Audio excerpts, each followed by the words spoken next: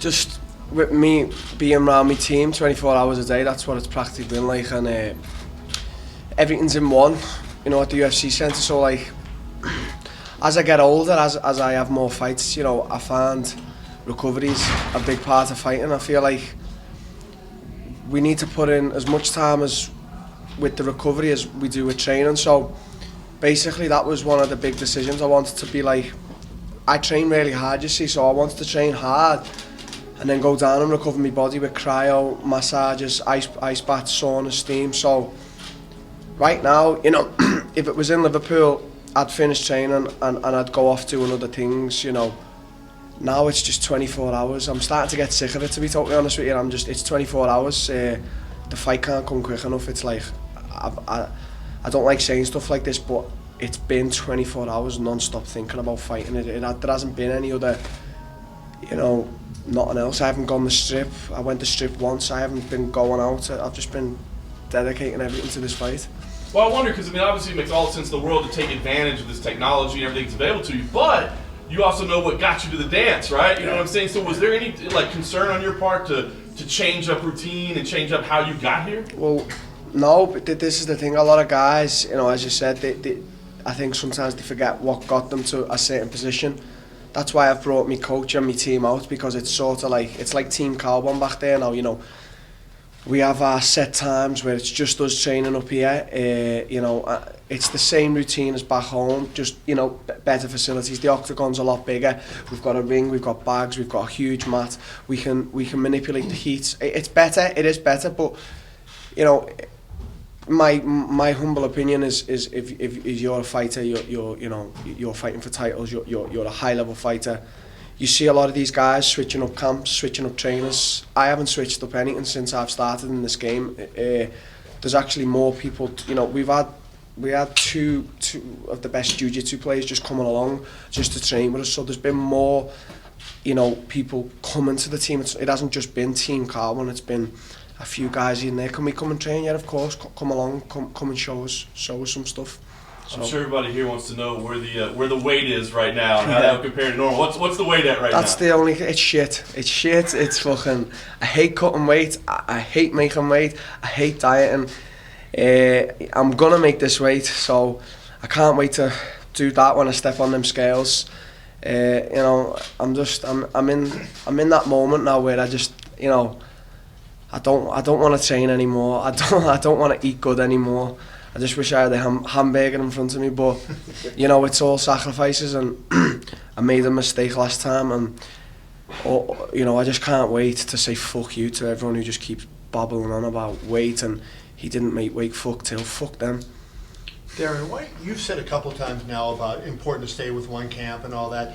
And, you know, fighter, I think a TJ Dillashaw guy that moved around and it really benefited him. Yeah. In your opinion, why is it important? Why does it work for you to stay at one place? I just believe you believe in your coaches as they believe in you. You know, it's like I just believe in my team. I believe in what they bring, and they believe in what I bring, and I believe in my coach. Yeah, you know, it's a big part. You know, if you're fighting for a guy, let's say for example Tyron Woodley or Stephen Thompson or someone else, you have to bring guys in to fit their style. But I'm not the type of guy to like go looking at, you know, for that style here or there. You know, it's all in Team Carbon. You know, if we can't get it to Team Carbon, when we'll just have to work something out, a solution out. It's not. It definitely did benefit guys like TJ, but I believe in my team. I believe in my coach. I believe in myself, and it works. You know, loyalty. Is there a level of trust that you have to have in a coach, like where now you know you trust your coaches because you've been with them for a while and maybe new ones you may not trust the same way? Yeah, to be honest, whatever my coach says goes. You know, lately I've been in a bad mood and he's been saying stuff, and he knows he's getting on my nerves, and you know, he knows the drill. I'm low on food. I'm just moody. I'm training hard. But whatever he says, I don't answer back. I keep my mouth closed, and I do everything he says. I never question what he tells me to do. Inside the octagon, inside the training, and outside. So it's not just like inside the gym, it's like outside. So even sometimes there's things that he says to me and I don't want to do or I don't agree with, I just get on and do it because I know it's all beneficial for myself. So Darren, like reading your body language today, you looked absolutely miserable out there. Okay. Yeah. I mean, is that typical of you a week No. out, or did we see you at a low moment today? No, What was it's it? just I'm just at this camp, like as much as it's been short, it's been tough on me. Like, so I think just like these next few days, I'm just in a bit of I'm in a bit of a mood. I don't want to see it because, as I said, back home, you know, I get to the gym, I do my work, what needs to be done, and I leave the gym and I don't see anyone until, you know, later in the night. Now it's sort of a bit like I feel like the cameras are always on me. You know, I feel like there's people always just nagging me here, there, and everywhere, and it is part and parcel. But you know, you're just catching me on. You know, if someone brought me a McDonald's now, I'd cheer right up. But it's what it is. I have me few moody days. I'm not a moody person. You know, I've just woke up in one of them moods. I'm tired. You know, I just want the fight to be here. I've done all my work. I'm ready for 5 rounds. I'm ready for 1 round. I'm fit. You know, I've really put all my effort into training, into diet, and into being the best me. So I'm just having me few off days. You know, it's not, and I don't snap at anyone, and I just keep me mouth shut. I get on with my work, and yeah, I had a moody day today. So you see me at not a low, but I was being moody. I was trying to kill everyone. Let me ask you the whole thing about Usman as a backup. I know he's supposed to be a backup for both you guys, but I think the underlying feeling is he's a backup for you missing weight. Yeah. I mean, what's your thoughts on that? Do you say, hey, props to UFC, or do you take that as some disrespect? I to be honest, right, I don't really care. I feel like I'm the only fighter who's ever missed weight in the UFC, to be totally honest. I feel like anyone who when we talk about weight now, it's Darren Till, you know, I've missed weight. People need to just get off it. If Usman's there and ready and by some chance I miss weight and Tyron accepts, Tyron said he wasn't going to fight him, I seen. But it is what it is. They got the back up. Usman, they've told him, he's doing what they've told. So I'm just not asked. I'm just focused on Friday making 170 and then Saturday I'm going in and absolutely fucking destroying Tyron Woodley. That's all I'm focusing on right now. I'm not focusing on what she says or what he says online or what Usman says or what fucking Billy Joe says at the top, whatever. I don't really care. That and I don't care, Till, innit? Now, Tyron Woodley recently said even if you miss weight, he doesn't want to fight Usman. He still wants to fight you. Yeah, he's training.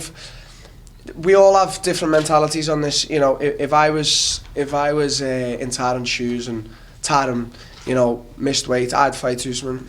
You know, to me, when you say you're the best and you believe you're the best, you can fight anyone. You can fight anyone. So that, to me, I'd fight him. But I can understand where Tyron's coming from. He's training for a 6'2" guy, big, you know, should we say middleweight, strong power, you know, good defense, you know, puts pressure on. Then his whole game can just get changed up for a guy who's sort of similar in himself, like same sort of size, wrestling background, both carry power. So I can understand where Tyron's coming from. You know, he's being shall we say, a safe champion, but I can definitely understand his reasons behind it. When you say the weight cut isn't going good, is it just because it's miserable, or are you off? I just fucking hate it. I just fucking hate it. I hate it. I could be 3 kilos from right now, and yeah, I just hate it. You know, you're on point. I'm good. I'm okay. I'm. This is probably the leanest I've ever been. 2 weeks out. You know, usually I'm still carrying 2 weeks out. I carry baby fat. You know.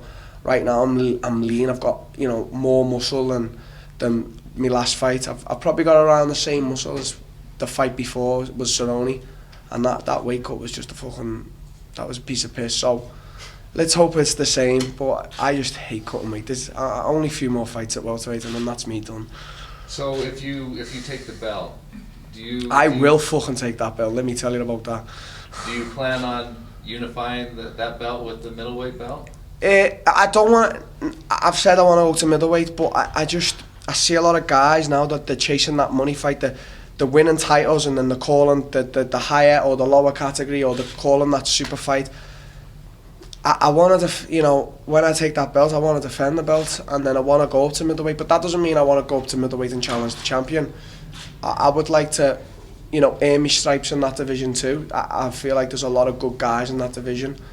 You know, there's one guy I would like to fight, Yoel Romero. I'm glad he's gone up. He's a fucking beast. But I'd like to. I believe in life. No matter what you do, you have to earn your stripes. If I did go to middleweight in the UFC again, you know, offer me my title, I'm not going to say no. But you know, I'm saying I'd love to earn my stripes. You know, I'd love to fight the top 5, the top 10. So for me, going up to middleweight, I'm not focusing on the belt because, as I say, I know I'm the best. I know I will win that belt as well. It's interesting because after Liverpool, you said I'm not interested in the welterweight belt. I want to beat everybody, right? So I wonder, do you think it's maybe that attitude that helped you get it instead of asking and challenging? You're like, dude, I'll take whoever, whenever. They got you this spot? Yeah, it could be the UFC. Listen, what you see is what you get with me. It's 100%. You don't get no scripted shit. You get what. Sometimes I might say controversial stuff, but it's all Darren Till, and that's the truth. I just want to beat everyone. Everyone in all divisions. To sit back when I've finished and say, I was the fucking best. I was the greatest. I beat everyone they put in front of me. I'm not scared of anyone. I don't care whether you're a wrestler, you're a jiu-jitsu fighter, you're a stand-up fighter. I want to put myself against you, and I want to see who's better. And if you had a guy who was going to beat me, I'll take that loss like a man, and I'll go back and, you know, I'll work on myself. That's how I look at fighting. I don't look at fighting as getting in, making money, fighting this guy, that guy. Fuck that. I'm not here for that. The face-off with Tyron, I mean, we all knew you'd tower over him, but when you got there, did it surprise even you how much bigger you were? A little bit. I think, as I've said a few times now, I just made myself look big. You know, I puffed my chest out, I put my arms in the air. You know, it was sort of that stance that made me look bigger. But yeah, I was on that day significantly bigger than Tyron. I just think with Tyron's top off, he is a big guy though. He's, you know, his chest is buff, his big arms, his huge legs. So in the octagon, there will be a slight difference, but not massively, because he's a big dude. So lay out the perfect scenario. You're saying 185 is on the horizon. Lay out the future for Darren Till. You win this belt, you defend once, or how many times? Is there a name? And then you go, give me, what's the perfect scenario for Darren Till? Everyone, I just want to win this belt. And then, I want to defend it. I just want to be able to say I've defended it, you know. So you could be looking at 2-3 fights at welterweight, and then, you know, that's me done. I'm 25 now. I'm not putting my body through this, you know, for much longer. I'm not saying that, you know, I'm here today. I'm great. I've got me chef with me, Owen. He's fucking doing a perfect job. I feel good. I just want to be able to eat some white rice. I'm just fucking hungry. That's what it is. I'm starting to, as I get older, I'm starting to see that it's just not necessary. You know, it's a lot of weight to cut, and I don't need to do it, you know. And I started at welterweight. I'm going to finish at welterweight, and my ultimate goal is to be the welterweight champion. In 2 weeks, I can be making that goal a reality, and then after that, I want to defend, and then it's probably me going to middleweight. So that's how I see my future playing out. Darren, I wonder, you know, as a young guy, boxing is really big in the UK. When you were looking to get into combat sports, what was it that led you to MMA as opposed to boxing, given how big boxing still remains in the UK at this point? Just in Liverpool, I felt that there was just need for something like what's happening now. Like we have today, and we have had many great world champions in boxing, many great fighters.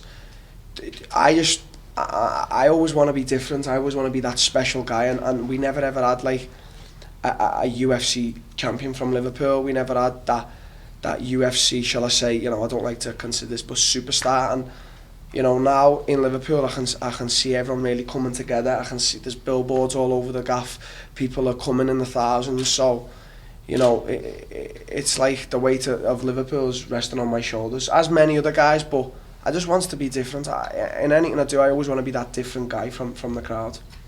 Like when Bisping came up, I mean, it was kind of a similar thing. He fought in Manchester and had those big things. Is that kind of like, did you look at him and see any way that, you know, hey, you took something from him, what he did? No, Bisping was on his own path. He was, you know, you could definitely compare the two, but he was on his own path, he was doing what he was doing, and he came up to America. I just got into MMA, and as soon as I started training, and that was it, I was besotted with the sport. I just wanted to be the best. I said to everyone in the gym when I was young, I said, I'm going to be better than everyone in here, and I'm going to be better than everyone in the world. And some may not have believed it, some may have, but that's just the mentality I had. I didn't ever look to anyone for inspiration, or there was people who would do great things, and you would admire them, but never. I don't want to ever be inspired by someone else. I want myself. I want to inspire myself. And lastly, when you're in the gym, like you said, I want to be the best in the world. Was there a moment when you said, "Hey, I'm on the right path," where you beat somebody in the gym, or maybe in a specific fight, where you said to yourself, "Now I know that my dreams can come true"?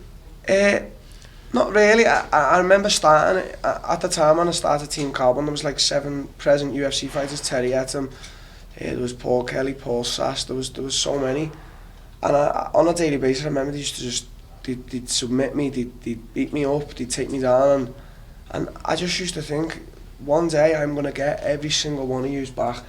I'm going to destroy all yous. I'm going to be the king of the gym. I'm going to be the king of England. I'm going to be the king of the world. I never ever thought I'm going to be on the right path. I just knew every day, just keep taking them punishments, keep getting beat up, keep getting, setbacks here, there, everywhere. Just keep moving forward, as a famous quote from the Rocky film. And that's all I'm going to keep doing, There's losses are going to come.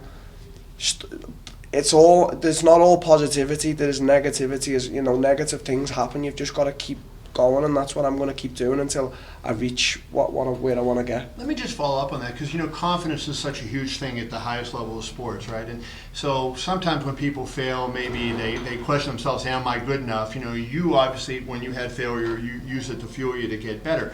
Did somebody help you with that, or was that just a natural thing that you had? It's just natural. I refused to be second best. I refused to be second to any man on this earth in what I'm doing. And I've never had a plan B, I've never had a plan C. It's always been plan A, to be the best at what I'm doing, and that is MMA. And it's just, I can't really explain where it comes from. Just in my own mind, I don't know what goes on up there. I just believe totally that I am better than anyone at this. I just believe it. It's not fake or thingy belief. It's 100% what I believe, and if that's what I believe, that's what I believe. Darren, is there anything Tyron does that's better than you've seen before? Is there anything, like a skill or technique or something about his game that you haven't faced before that you look at it and go, that's pretty impressive, that's good? Yeah, every fighter I fight, if I talk shit or whatever, that's just talking shit. But respect as a fighter, I respect everyone. They've all got something special, otherwise they wouldn't be fighting in the highest level now. I just think everyone talks about Tyron being a power puncher, a strong wrestler, a physically strong guy. People forget the fact he's really intelligent. He's a very intelligent guy. He knows how to break fighters down. Like right now, I can guarantee he's watching with his coaches how to break me down, how to beat me. That's his skill. That's his best attribute.